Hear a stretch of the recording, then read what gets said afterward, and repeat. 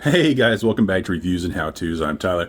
Check out this cool thing that the brand just sent me to be able to use with your Osmo Pocket 3.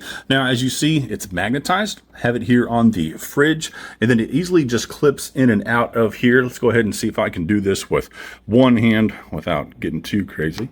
There we go. Usually I'm recording with this right here, but boom, just pops in and out like that.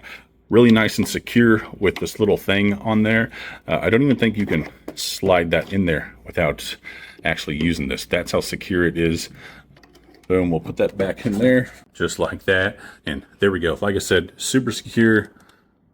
I love my Osmo Pocket 3, being able to use it whenever and wherever I want. And yeah, this will be a nice little addition if you need it. I usually just use my tripod, but if you are somewhere where this would benefit you, this thing moves around. They do also include this little thing here so that you can slip your Osmo into it, and it's just like a little mini tripod, and then you could set this somewhere. Let's go ahead and try that out, see how it works. All right, and there we go. Look at that, really nice and sturdy, because you know the Osmo doesn't have a sturdy base on it, but with this thing, it does shoot. I think I like this the best out of everything.